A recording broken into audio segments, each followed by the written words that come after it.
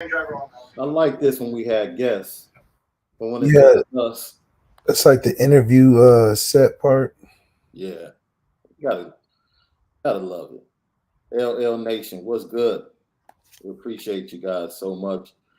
Thank you for continuing to support us. It's the Lucky Lefty podcast. A little bit of a trash talking show. Hey, bro, the petty train is going to be super packed, standing room only Uh, today. that's right. I pretty much tell you that. Standing room only. We're brought to you by Onora Whiskey, NoraWhiskey.com, that premium American whiskey, NoraWhiskey.com. And if you drink, make sure that you drink. Responsible. You're supposed to say responsibly, bro. Oh, I thought you had a spin on it today. I was No, waiting for the that's kicker. gonna be the bit moving forward. Like Okay, you say responsibly. I'm with that. So, so we'll get to some things. Sorry for the delay. Look, the delay today was literally the honeydew list, right? Like wives wait for the perfect time to ask. They have perfect time. So when they ask you to do something, it's like you know what's about to take place. You know what's about. Can you get this off the porch? Can you do this? Can you do that? Yeah. All of a sudden, you have so many things you need me to do. Like, All of a sudden, it's amazing, right? how did you think of that so fast? But the question of the day, LL Nation, what's the one thing you would do over if you could? What's the one thing you could do over if you could?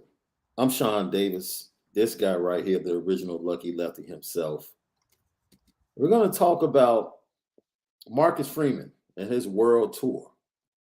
Yep. Rich Eisen, ESPN Get Up, First Take, like the brand. Notre Dame is taking advantage of this avalanche. Marcus Freeman is taking advantage. Absolutely. Absolutely. I think today, you see recruits, they see him up there in the tailored suit. Nice job. The Taylor did a nice job. Taylor didn't have him up there like Uncle Shannon. Dog. He didn't Yeah. have him out there like Oh, listen, there we you know what go. I'm saying. He could comfortably button his coat. You know what I mean? He didn't have to act like he was working out to be able to working on the pecs to be able to button his coat. I like what the Taylor did. Always, anytime you can come with the power, pinstripe, navy. It's beautiful. You know, the questions they asked him on Get Up this morning, kind of boring. Kind of boring. And I will say this. I will say this. Marcus Freeman is a superstar. But as far as the national media, you can tell he's still very conscious and Yeah. is very well aware of what it means to be the head coach of Notre Dame and what it means to protect the brand that is Notre Dame. That's right. Answers are very measured, very measured. I think after a couple of years, his personality has started to come through when he's sitting down with the national media. Because I've seen him up close and personal, bro. He is, and you've spoken to him. The dude is funny. He's a naturally funny guy where he's not trying to tell a joke, but No. he knows he has great timing. Some people Mm-hmm. have really good timing, Yeah. and he doesn't force his jokes. So you could tell that what all these kids say when they really like the fact that he's just talking to them, you can get that feeling. We talked to multiple recruits that were visiting Notre Dame on Tuesday, or I had the opportunity to talk to multiple recruits, and all of these guys, constantly talk about Marcus Freeman, what they take from him, and his personality. But not only that, they talk about how infectious the entire staff is. It's like whatever Marcus Freeman does. I talked to one recruit, and he basically said, "Yo, this is an offensive recruit," and he says, "Yo, I talked to Coach Freeman. And I spent time with Tommy Reeves. I spent time with Chancey Stuckey." He said, but I literally met every coach and spoke to every coach. Mm-hmm. And he was like, that doesn't happen. He's like, literally every coach made it his business to walk over like, yo, how you doing? Like offensive, defensive, recruiting staff, everybody. And it was like that just made an impact on him, made a good impression. Like, yo, they talk about family, but it's real. It's real. You know, you go on a visit, if you're an offensive guy, it's either the running back coach, wide receiver, the head coach, offensive coordinator. Everybody else is all working with their guys. But it's like, man, you know, the vibe Tuesday was very much family atmosphere. You know, he took notice, you know, because the commits 23 and 24, they spent time together. They moved as a unit. He took notice of that. He took notice of the relationship between those guys. And he's like, okay, you know, this is different. Now, I see what Marcus Freeman is doing. I see the example he's setting. And you have to love that, hearing that from recruits. And I just think Marcus Freeman and what he's doing right now, taking these interviews on the tail end of the rollout yesterday with the Shamrock Series, doing it, Rich Eisen, going on ESPN, doing that circuit, going to Yankee Stadium tonight for a game, crosstown series, I believe, between the Yankees and the Mets, if I'm not mistaken. Yo, that's big stages. And that's Notre Dame. Big stages. That's what the brand is all about. Marcus Freeman is taking advantage of that and walking right into center stage and showing off who Notre Dame is. And he's doing it very well and doing it in style. Yeah, I mean, this is the benefit of what Notre Dame has to offer. Marcus Freeman is experiencing what it's like to be at the right place, the right time, at one of the best places to be. A lot of coaches can't even do that, even great coaches that they are. You know, Dabo Sweeney couldn't appear on some of the things that Marcus Freeman is doing. Ryan Day has a lot of benefits, but couldn't do some of the things that Notre Dame gives you the benefit of doing as the head coach. And I think because Marcus Freeman is such a great personality fit for where Notre Dame is trying to go, and he's so great at just being able to chameleon himself into these environments and not take away from what people would think. Oh, you're making this about you, not the team. You're not getting ready. People are still very focused on what he's got going on in the main thing with the team. Yeah. But it's great to see him be able to be flexible and not such a hardcore, I'm a football coach type of guy.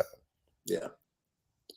I saw this picture yesterday, bro, and it made me think about you. And someone just posted a comment that is actually perfect. We thank ND for life for this comment. Malik, I see you, movie star. I seen you on a Showtime of the season back in the day with Notre Dame football. Did this help or hurt your progression?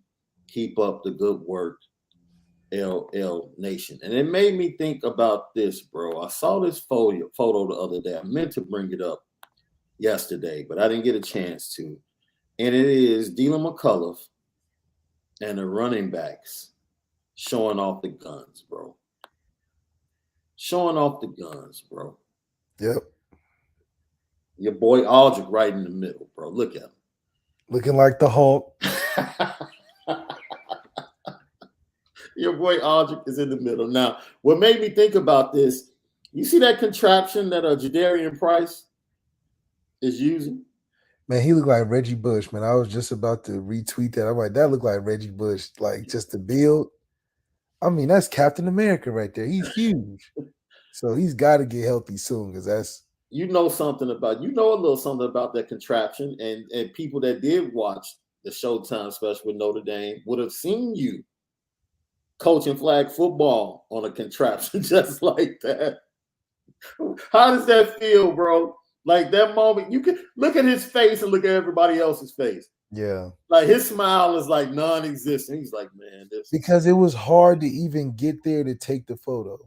You know, it wasn't like it was close to the door. You were right in the middle of the field. So to even push on one leg to get all the way out there, you're not very happy. because you tired. Yeah. And that's, I wouldn't wish that injury, any lower body injury, on my worst enemy, just because everything is a challenge.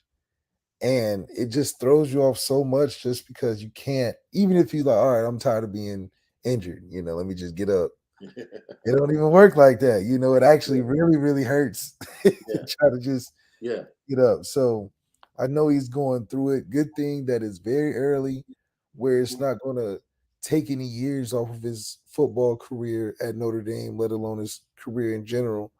So I think if you had to get hurt at a time like this, great. Allows you to get stronger. Let the running back room kind of figure itself out a little bit. I think it, in a sense, does help Dina McCullough, even though he would never say it.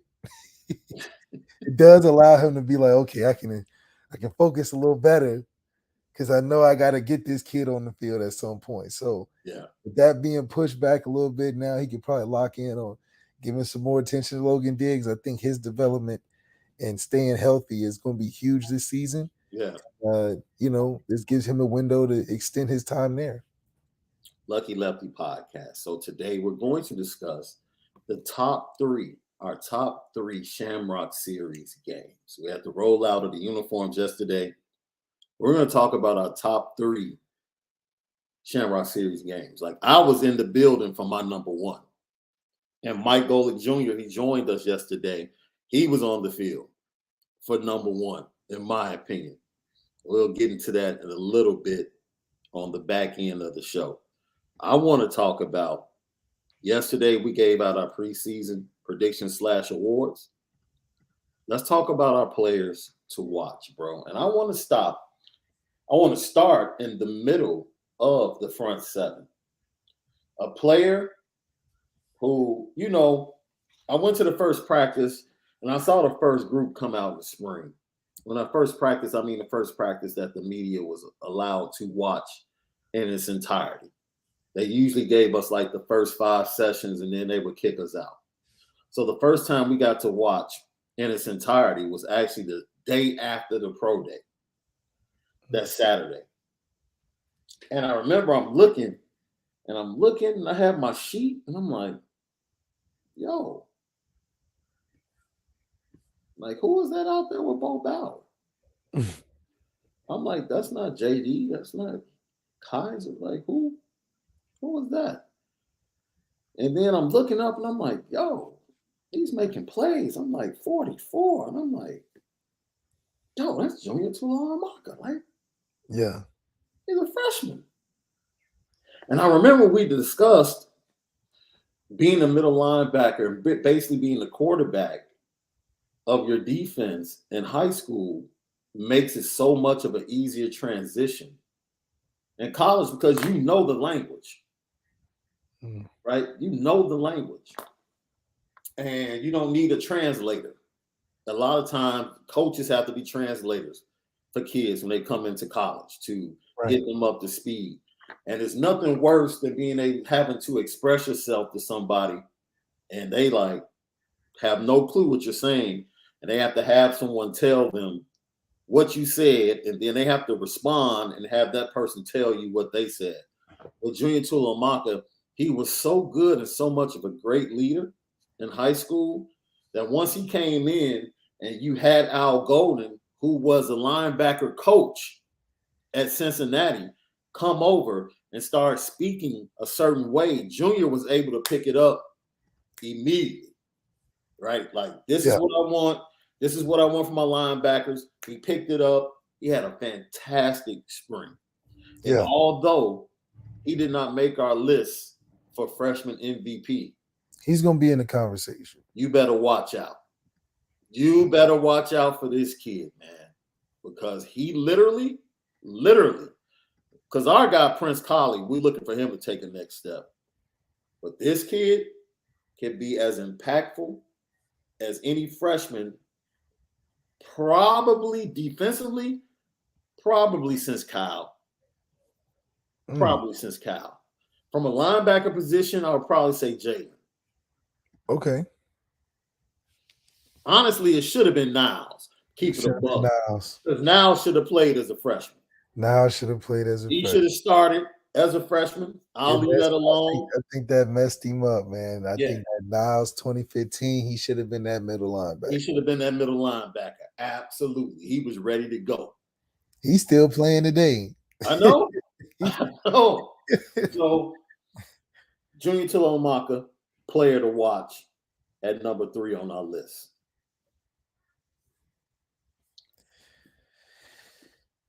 Number 2, player to watch. I'm going to the other side of the ball. Josh Love.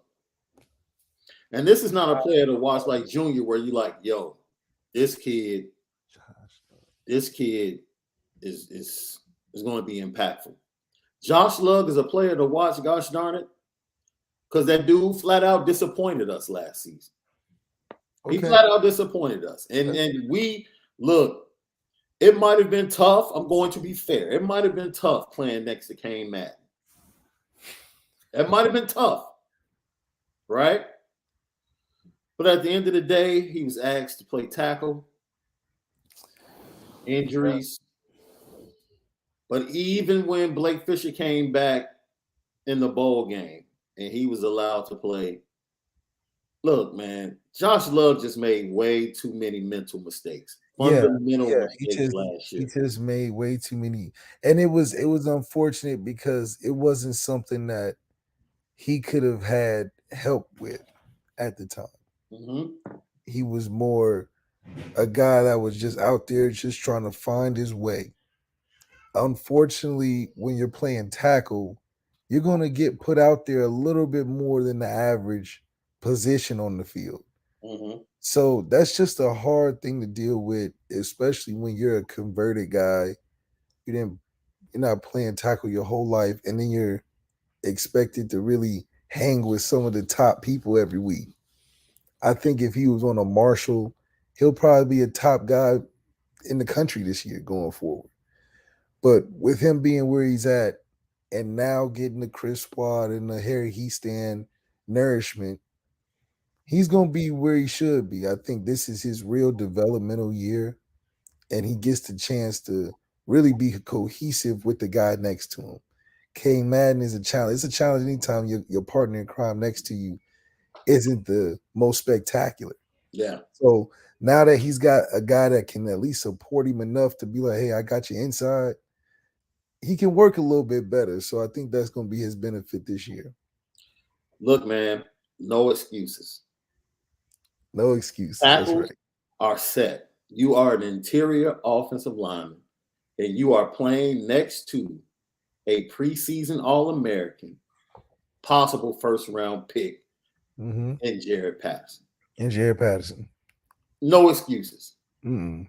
I'll give you some slack because you had to play next to Kane Madden last year. I'm not. Maybe you felt like you had to make up for certain things.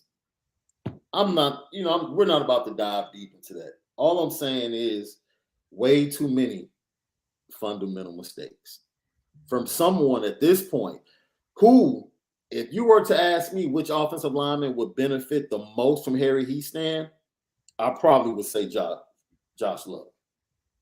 I will put him right at the top of the list. I would say Blake Fisher's in there too. Dude, I'm going to be honest with you. Blake was just young. He was just young. There ain't too many things wrong with Blake Fisher, bro. Look, I forget who I was talking to, but we were talking about the Fiesta Bowl, and we were talking about how I won't say bad, but how average the technique for Joe Alt and Blake Fisher were. Yes. I'm sorry. Mm-hmm. And Jack Cohn got sacked once by somebody that was being covered by them. It's like they're that naturally good. Right. And so it's like so just long. A little tweaking here and there. Dude, they're just good. And they're just young. And they're going to get better. And they're going to be better this year. And it's like they would have been good, bro. They would have been good with the former offensive line coach because they're really naturally good. And they would have been better. I don't know if they would have maximized their talent like I believe they will under Harry Heastan, but they would have been good tackles with experience. They would have been better the second year. They would have been even better the third year. Now, under Harry Heastan, being technically sound, like if you tell me that Joe Alt and Blake Fisher are going to be 50% more technically sound than they were last year, then I'm like, okay. Yeah. Tyler Buckner might have a clean jersey like all year. Yeah, I think just in general, it would really be cool to see us have Tyler Buckner have a clean pocket. Because I think if you want to talk about if we can develop guys, I do think Jack Cohn developed because he had more of a clean pocket in the past game, and you got to see, okay, there's some things about Jack I can tell why they wanted him there. Yeah. Because he had a clean pocket. And I think with any quarterback having a clean pocket, you can see the confidence grow, which I think early on is important because we need to see really good confidence in Tyler. Yeah. He may not have to have all the technique and make all the right plays all the time, but the confidence to even try it, I think, is important for him to have in this game, and that's going to come with some protection. If he can go through some actual reads and not just look at one guy and then try to get out of the way, I think that's going to help him actually feel comfortable and confident to win a big game, not just playing it. So he's number 2 on the list, bro. Number 1, and part of this is probably because I want to be apologetic about him not making any of our awards yesterday. You need to watch Riley Mills this year.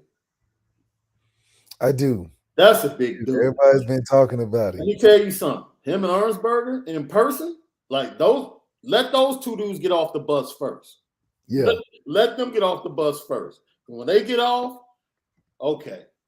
Teams are like, okay, these some big dudes. Man, he is look, if he can replicate any semblance of his performance against Virginia and elevate his game and just be the counterpunch to Isaiah Foskey. He's going to be one-on-one so much. So, like, literally, Isaiah Foskey is the one, and we'll get to this a little bit later in the show, running drills with C.J. Stroud, on the sled he's pushing. Like, that's his motivation. That's who he's chasing. Yeah. Robbie Mills against Ohio State might be the one that ends up having the big day because he's going to get the one-on-one coverage. He's going to get the one-on-one opportunity. And that's important for a guy that's in that role, just like the third receiver for us this year. Yeah. You're going to get that one-on-one chance to try to make it happen because you're going to get the ball thrown your way because that's the matchup. So it's going to be important for guys like this to show where they can grow because those are going to be the guys the year after that are going to be facing the most double teams in this, that, and the third. So that's how you continue to have those productive years of guys coming one after another because those guys that get in and get their feet wet aren't facing the double teams, triple teams, and different combo blocks against them, which is why I think Marcus Freeman is doing a great job of filtering these D linemen to allow them to be good at what they can do and grow at what they can do when you got guys like Foskey that's causing a lot of attention. He's going to gain a lot of attention from offensive lines. They're going to slide that way. And this is the crazy thing. You have Jason Adamiola playing opposite Foskey. So if you slide towards Foskey, you're sliding away from Adamiola. And then you have Riley Mills on the other end, along with Justin Adamiola. Let me tell you something, man. I've never been this excited. Well, maybe not never. This is one of the most excited summers I've had in anticipation of seeing what a team is going to look like, seeing what a Notre Dame team is going to look like. I'm ready to kick off, bro. I'm just ready to kick the ball off because my anticipation is that I don't think the national media really understands how talented this team is, bro. Yeah, I don't think so either. I don't think they realize just how special they can be because right now we're so built on the expectation of championship or bust. Mm-hmm. And that should be the expectations. That should be the expectations every season, every year. I give kudos to Ryan Day. He met with the media yesterday at Big Ten Media Day. That's pretty much what he said. Like, yo, if we don't win the conference championship, we don't beat the team up north, and we don't win the national championship, it's a bad year. Notre Dame is the same thing, man. College football playoff, national championship. If you don't win it, man, it's a bad year. Everyone else might feel differently, but for Notre Dame and its fan base, it's a bad year. Look, speaking of Ryan Day and his quarterback, C.J. Stroud, they had an opportunity to speak to the media yesterday. And C.J. Stroud was actually asked about the picture that went viral of Isaiah Foskey doing a workout, pushing the sled and having C.J. Stroud's picture on the front. This is what he had to say about that when he was asked about it at Big Ten Media Day. He's a great player. He's a Cali guy, so I respect that. Just him being from Northern California. I'm from Southern California, but I respect where he comes from and the plays that he does make. Is a good defensive end. Sets the edge really hard. He can do it all. He can get off the ball fast, and definitely he's a great player. So I'm excited to play against him. Did you see the clip where he was pushing around a sled with a couple of teammates with your picture on the front of it? Yeah, I mean that's cool. I'll definitely. I don't have too many words about that. I mean, it's cool to see that they're thinking about me. I'm thinking about them. So, TJ, back to cooking for a second. Okay. Yeah, they're thinking about you, and you better be thinking about them. I don't know if it's a sweet dream. More than likely, it's a nightmare. But eventually, you have to take the field, young man. And I have a ton of respect for C.J. Stroud. Don't get it twisted when I'm talking and kind of trolling right now based upon what he said. I would love to have C.J. Stroud as my quarterback going into this season. If I was any program in the United States, maybe outside of Alabama, maybe. And some people might take C.J. Stroud over Bryce Young. But with that being said, I love the recognition. We talked about Eric All yesterday, him talking trash. C.J. Stroud, man, like you said, they're both California kids, competed against each other and playoffs out there in California, very aware of each other, might be cool with each other in some way, form, or fashion based upon camps and the way everything goes now. All of these kids know each other. But for him just to say, yo, that's cool. But the first thing he said was, yo, that dude can set the edge. He's very aware of how impactful of a player Isaiah Foskey is, which lets you know, yo, is this a sneak peek into what's being talked about in that offensive room? Like when they're watching film, they're looking at 7. They're like, yo, we got to make sure we know what 7 is at all times. What he's doing, where he's lining up, is he standing up, hand the ground, like pay attention to him. Like the comments by C.J. Stroud give you a sneak peek into what we've been talking about and why guys like Riley Mills, Justin Admiola, and some of the other guys along the defensive line for Notre Dame might end up being the unsung heroes against Ohio State. Absolutely. It's gonna be I think this will be a classic and go down as a Notre Dame classic in this Ohio State game, just from all the narratives, just from all the hype built into it. There's so much going into it that I'm man, and then I'm from Ohio itself, played at Notre Dame. It's just like the reverse for Marcus Freeman, played at Ohio State, coaching at Notre Dame. So I just think that this is just something that we really need to win. I think this is something that Notre Dame needs to put in their history books as a W. And at this point, I didn't. If we had our situation last year, this year, I don't feel as confident as I do going forward this year. That's interesting. Ryan Day at Big Ten Media Day was also asked about the matchup against the Fighting Irish, and he was very complimentary of the Fighting Irish and Marcus Freeman. Well, I think it's an exciting time for our fans, an exciting time for our team. It's obviously an exciting time for the Big Ten, and obviously the things that have gone on here in the last couple months. And so I think it's a great opportunity to play against a really good opponent. Marcus Freeman does a very, very good job. He's got a really good staff. They're very knowledgeable, very energetic, do a great job in recruiting, do a great job schematically. So it's going to be a really big challenge for us. They have a really good team coming into Ohio State. So all of those things kind of have our guys' attention. And so I think there is a little bit of more attention to our guys, just knowing what a big game we have to start the season off with. They better know. Yeah, he acknowledges it. I think he sees it and he hears the news and he sees what's going on and cooking up at Notre Dame. And even though he's got some good recruiting wins over us, the fact that he's been battling us in recruiting has probably been more than he's probably seen in the last couple years. So he's like, man, this Notre Dame is a pestering even in recruiting. Usually, we have no problem trying to convince a kid over Notre Dame. Now it's like Carnell Tate had to go to the wire, and we're not used to that. So I think that's put us on Ohio State's radar as that coaching staff over there is saying, let us lock in. This is not a Minnetonka or, some early preseason opener we usually have.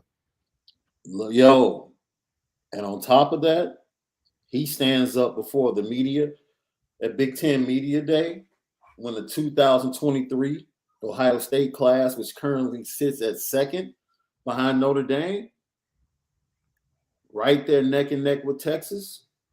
There's some rumors going around that class might be falling apart, bro. One of the trio of receivers that they got, Noah Rogers, is rumored to be wanting to flip and go elsewhere.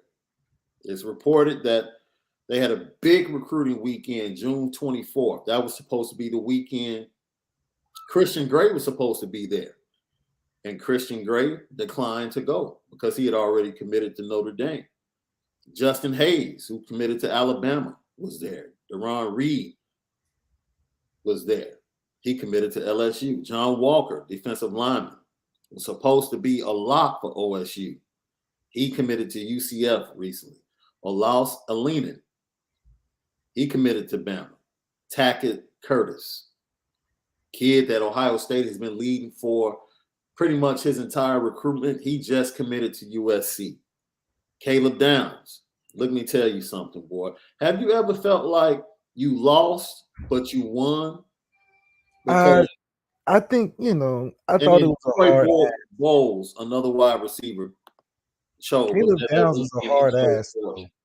I thought Caleb Downs in the running, but that, how do you that's Alabama written all over you. I tweeted this out yesterday. When I saw that he picked Alabama, I was like, as long as it wasn't Ohio State, I'm good. I'm good. Because we play them next year, and I need that secondary to continue to be shady. Like I need their safety play to continue to suffer this year and next year. We have two beatings to put on them, bro. Not just one. We have two beatings to put on them. But then, like I said, reportedly Noah Rogers is looking to flip. Some of the other commits, I think it's two other commits that are talking about flipping. So that 23 class, whew, Lucy, you got some work to do. Yeah, it's gonna be interesting for sure. But the 23 class, I think it's just setting a precedent. Setting a precedent moving forward that these are going to be the leaders and the seniors of the next 3 or 4 years that's going to trickle down to the classes below us. Mm-hmm. Where Marcus Freeman can really build that empire or that infrastructure to really focus more on how to advance the team on a championship caliber, as opposed to being a team that's always getting close to the top of the mountain. Lucky Lefty Podcast. Shaun Davis here, the original Lucky Lefty himself, Malik Zaire, brought to you by Onora Whiskey, OnoraWhiskey.com, that premium American whiskey, OnoraWhiskey.com. So that is Ryan Day, CJ Stroud, and it's always good to report on someone else's recruiting class kind of just falling apart. You love to hear it. Now, they're not solidly recruiting. That's all that means. Is that what it means, bro? I think it means that the Jordan Addison situation. He upset they ain't give him follow through on his money. I think that was driven as to why he went there, not because they fell in love with this is the offense I can flourish in, this, that, and the third. We might get to this a little bit later. Maybe Jim Harbaugh was right about Ryan Day. I'll just let that marinate. Maybe he was right about Ryan Day. So let me ask you a question, bro. If you could go back, what do you think your rating on NCAA should have been? I liked it where it was because I was just a freshman. So I was like an 80 or 79 or 80. So at that time, I was good at the game, so I can make that work. Did they have your speed right, though? I was never the fastest guy, but they gave me a pretty solid speed. Okay. But I'm like, is that just a default thing? CJ Stroud was asked about this. What does he think his rating should be? Because he'll be in the NFL when a new EA game comes out next year. And this is what he had to say. What was your NCAA football rating? I like that question. That's a good question. What you think, bro? High. How high?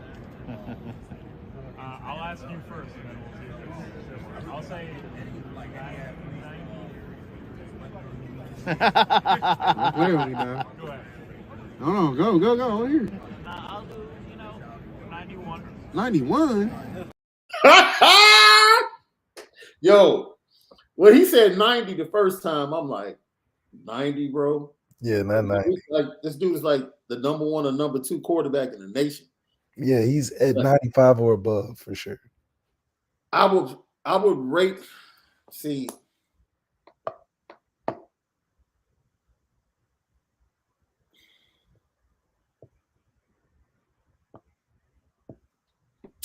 I'm trying to see if I would rate him physically. Physically, I would rate him higher than Bryce. Physically. Yeah, for sure. Arm strength, speed. The whole nine. All physically. But the intangibles, that cat Bryce might be 99, 99, 99, like awareness, man. Both of those guys are 95 and up. CJ's intangibles just haven't been tested, I guess. Yeah. And hopefully Notre Dame will test his intangibles and come out with the victory. But he really hasn't been back against the wall against a tough team in a tough spot like we've seen Bryce in at the end of last season twice. So, and that's not his fault. That's not his fault, But we'll see. We'll see. Will Anderson would probably be the highest rated defensive player. He should be. Dallas Turner wouldn't be far either from him. Who would be the highest rated Notre Dame player? Defensively or just overall? Just overall. Overall, it would probably be Michael Mayer just because of everything included. Then Fauski would probably be next.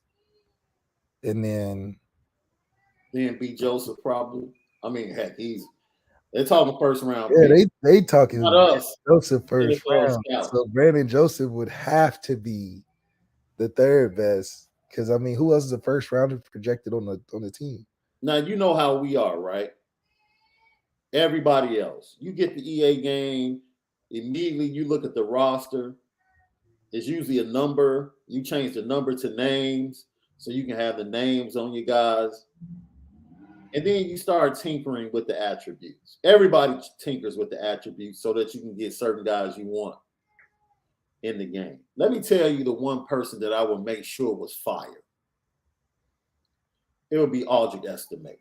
That dude I would tinker with all of his attributes, strength, breaking tackles, all of that, 90s. 90s. So I need to run the ball. Then I probably would tinker with one of the tight ends. So when I go to my 2 tight end set, I know they're probably going to double team Mayer, have another tight end. And maybe I would tinker with Braden Lindsey a little bit. Yeah, Braden Lindsey, man. I just think Braden Lindsey, he just got to show up this year. Like we said, we don't need him to do 10 catches a game.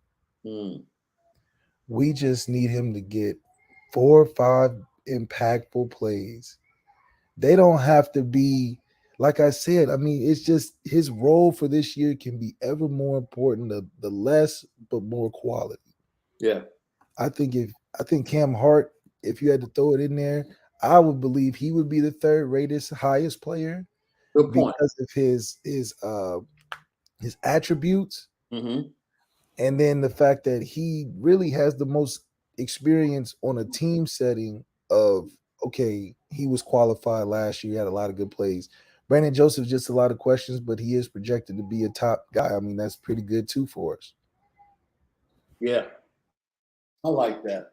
I definitely would tinker with the kickers too, because the kicking situation right now is just a big question mark. It's a big question mark.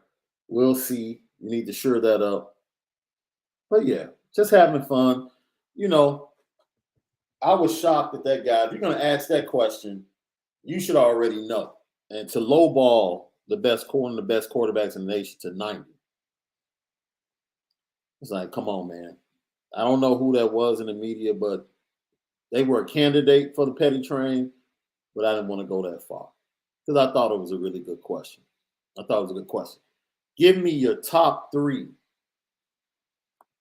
or we'll give you the top 3 Shamrock Series games. What do you think is number 3, bro? I think number 1 is easy.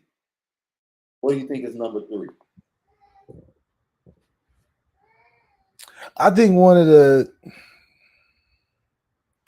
I don't know. I mean, I'm biased toward the Shamrock game, so you gotta tell me yours first. Number 3 on my list is last year, Soldier Field against Wisconsin. So you taking the blowouts too as your favorite? I was thinking like tight games. The Chris Tyree kick return right after they did the jump around. You have to understand. It was everything. Wisconsin fans, Notre Dame fans, like 60-40. Lots of red in the stands. They do the jump around. It's the 4th quarter. They just took the lead. Kickoff. Silence. And then from there, it was just pick 6 after pick 6. And it was wonderful. Wonderful. You know what else? The Arizona State game down in Texas was an honorable mention. You're on mute, bro. You're on mute. It's an honorable mention. That was an honorable mention. Yeah, bro. It was on my list at 3. If I stretched it out, I started to stretch it out to 5. Then I said, no, I'll just do top 3. That Arizona State game was a darn good game. That was a darn good game.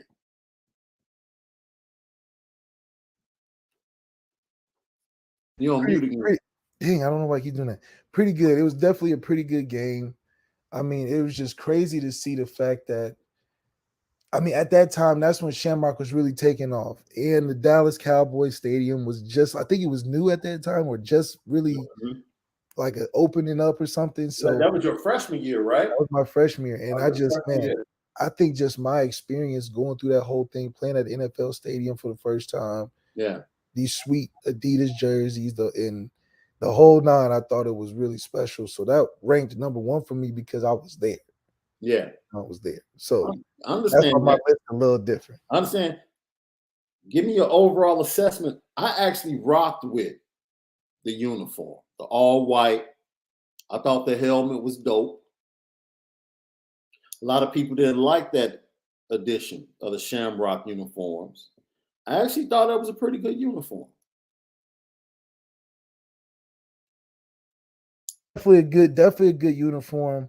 I think that the second one for me was the lime green bean ones at Boston Fenway. Okay. It was the shade of green that got me. The number 2 on my list for nostalgia and outcome as well. Yankee Stadium, bro. It was everything you could want in the vibe. It was similar to that. 2018, the demolishing of the Syracuse Orangemen on their way to the college football playoff, one of the best defenses in the Notre Dame era, or the Brian Kelly era, excuse me. The vibe was just dope that day. And the pinstripe uniforms kind of added to it because they were super dope. The pinstripe just fit the whole feeling of why we were there, and it was clean. I think the best Shamrock jerseys are the clean ones, like the real, like you don't add too much. I think sometimes when they do too much of the acrylic stuff and make it look like the champagne windows of the Basilica, yeah, it's too hard to see on TV.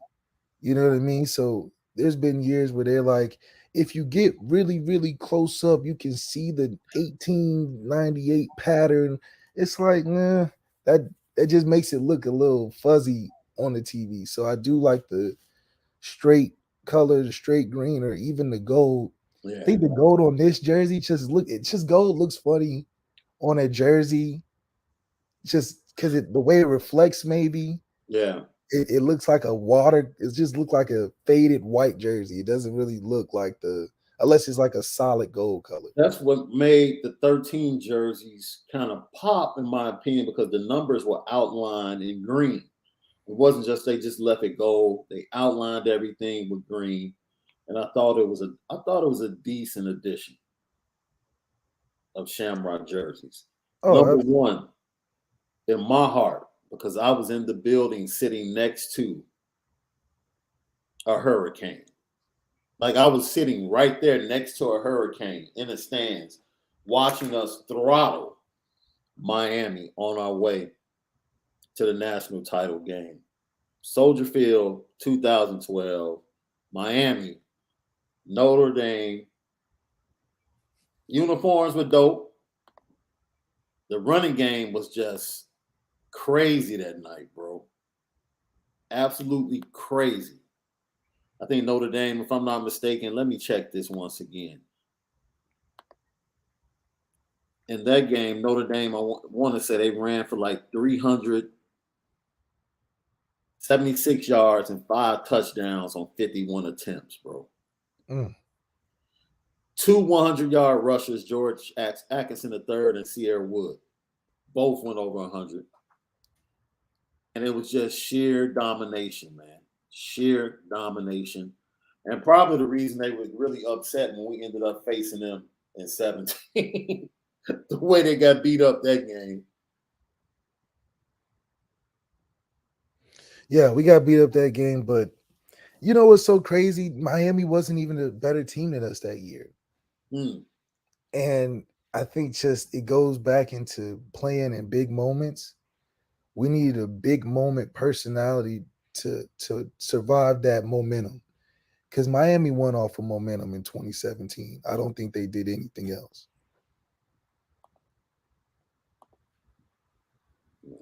I see some people talking crazy in the chat. I had to take care of that. So, what's the one thing? We talked about this earlier, bro. What's the one thing that you would do all over again? The one thing, if I can do all over again, I don't know, man. I always think about that. I think jokingly, it would be to throw it on the play that I got hurt. You mean run the play that you were supposed to run, basically? No, it's a RPO. See, that's true. The dastardly RPOs. So the RPO, the guy was coming off the edge, which gave me a good pass look. Yeah. But I'm like, he's so far away that if I just run the other way, I'll be straight. Like he would have to get me from behind. You see what I'm saying? Like he would have to get me from behind. Hit the slide button. Yeah, and I'm like, if he gets me from behind, that's cool because I could fall forward. I mean, we were like in the red zone. So I'm like, we'll take the easy play just to get to the next one. So I seen him creeping, and I'm like, I got the pass look, but he's so far. Like, I'm not the fastest, but I'm fast enough.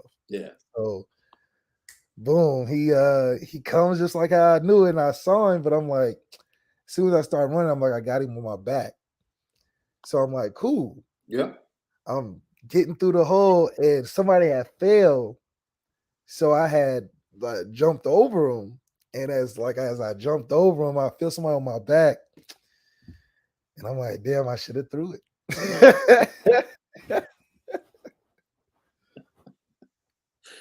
Yeah, I do. That moment. It wasn't until and I hate this when national broadcasts do this, when they like to show the close-up, slow motion replay. Because originally I just thought, oh, he twisted his ankle. I was like, oh, he's good. He's good. He rolled his ankle. I'm like, man, take him out. Because at that point, I'm like, dude, we're about to steamroll Virginia anyway.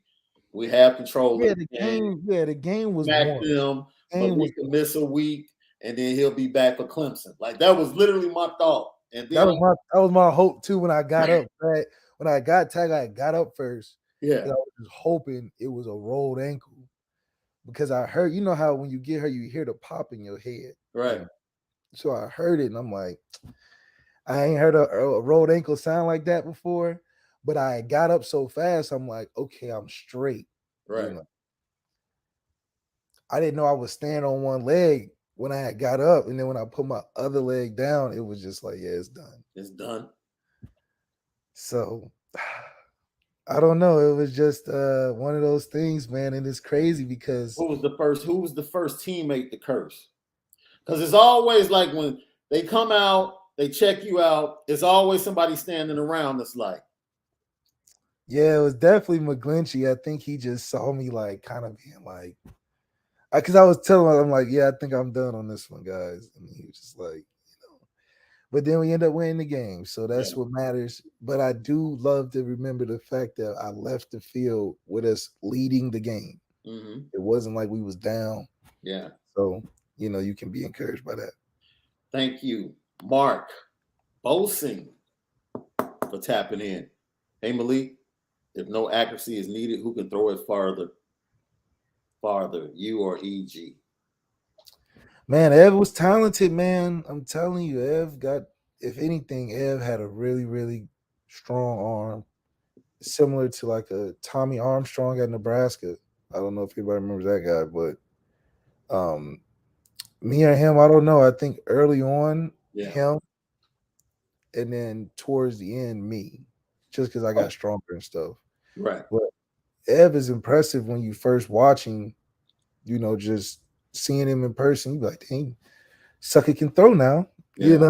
He definitely, and I say throw meaning he's very consistent on the deep ball. It's not like he's throwing it and it's ducks every third throw. It's he putting it on the money. So Ev definitely inspiration for me to work harder to be able to do that.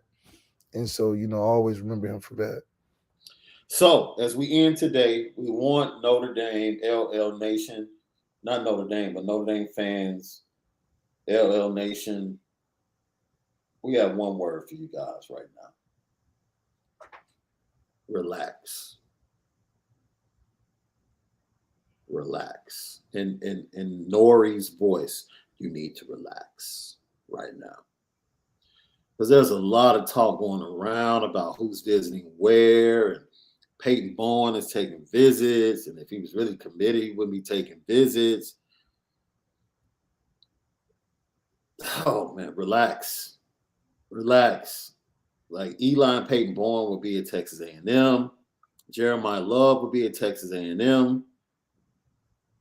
Jeremiah Love, dude.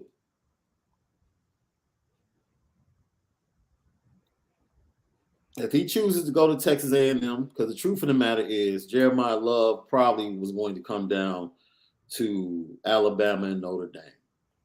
Alabama and the 2 running backs they got bumped them out of a slot. Texas A&M tries to get in late. He's going to check it out. Notre Dame more than likely is in the lead. You have people. We lost Caleb Downs to Alabama. Also in the 24 class, we lost a kid that I thought for sure if Notre Dame hung around, they would have a shot at. And that's 5-star defensive back out of Pinson, Alabama, Jalen Mbakwe. You know, because he really loved Notre Dame. He had a great relationship with Mike Mickens. But, I mean, he grew up 70 miles east of Tuscaloosa. And, you know, that's just hard to beat. Bama kid, through and through, grew up around the players, some former players, has relationships with those guys. He shut it down, committed to Bama this week. So, tremendous loss, but Mike Mickens, he's going to continue to do great things with the defensive backs in the 24 class. Ronan Hannafin. Like, dude, this is just the crazy thing. You have, like, Notre Dame fans that are stalking this dude's Instagram, figuring out what he's liking, what he's not liking. Like, relax, man. Relax. Let the kid be a kid. Relax. Like, have we really come to that, though? I've never stalked. I didn't even know you could see who likes what on Instagram.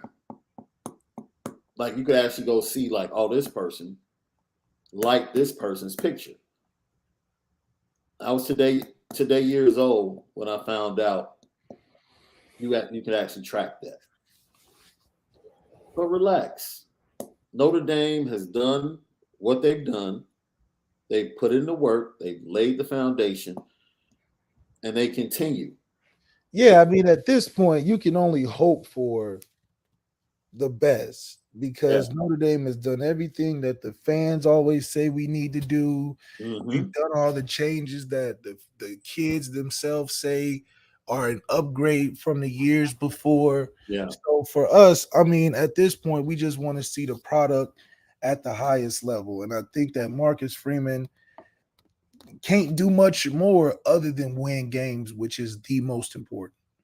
So you got Jay Nosberry, Jeremiah Love, Ronan Hannafin. Relax. They're making commitments and making decisions before the senior seasons begin, and they begin in the next 2 to 3 weeks. So just relax, man. Stop sweating Peyton Bowen and Eli Bowen. They go everywhere together. Chill.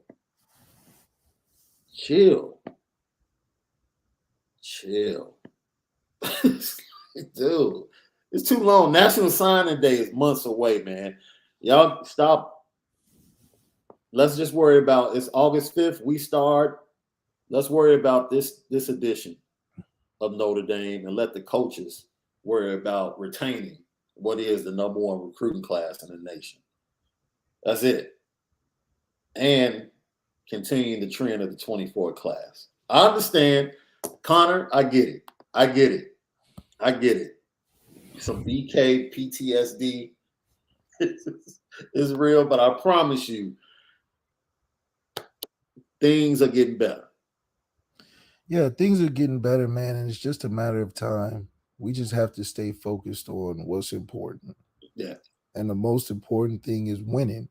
Marcus Freeman understands that, and so he's gearing everything towards having a winning culture and building a winning program. And from recruiting all the way down to shooting commercials, he's been explementary. And now we get to see Rob Tidall says, I hear you, Shaun, but didn't we chill about Dante Moore? Yeah. What else you supposed to do? Yeah, we can't force a kid to do anything. And once again, wait a minute. That was a decision that the staff made. Let's keep it a buck. That wasn't Dante Moore like deciding like, yo, I don't love Notre Dame anymore. The Notre Dame staff made a decision that impacted. And then they went to him and made another decision in conversation like, yo, we're not waiting. Like, what's up? Yeah. And he decided not to publicly come out. That's not keeping it cool. That's Notre Dame making a decision to go in another direction.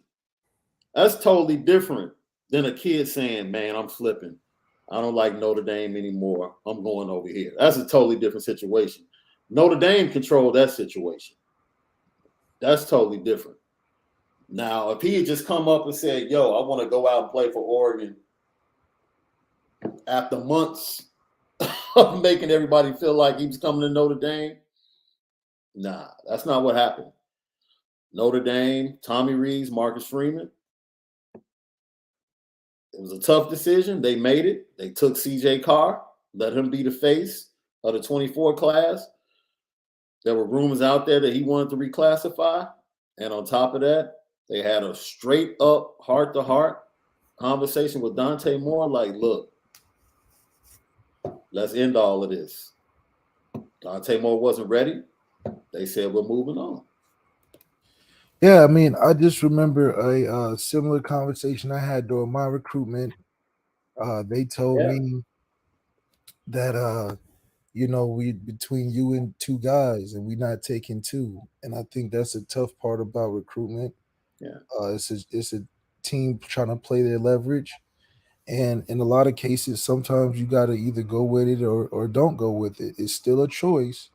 However, you realize that not everybody's going to wait on you, even if you are the top guy. I mean, you look at a situation like Gunnar Kiel, waited to the last minute, wasn't comfortable with where he went, moved around, and it shows that, take your process very seriously, but there's windows for everything. So you got to make sure you get on that. You know what time it is.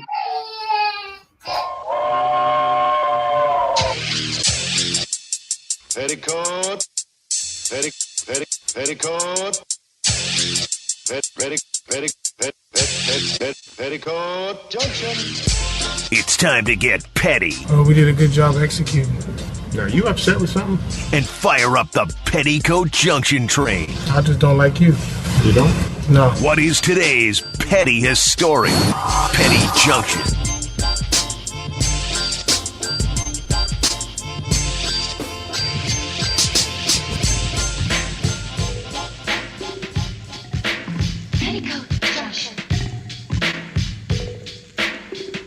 Yep. Petty Junction. Petty story of the day. Someone said did something that was absolutely petty. It's brought to you by Onora Whiskey, OnoraWhiskey.com. It's that premium American whiskey, OnoraWhiskey.com. We go back to the Big Ten, their media day. And oh boy, we got to put the head man in charge of the football squad up in Ann Arbor. We got to make sure that we put him on the petty train. He's a great player. He's a Cali. To clarify, because it'll come up again in November, when after the game against Ohio State, you said there are people standing on third base that think they hit a triple, but they didn't. Was that a reference to Ryan Day? I have no comment about that at this time.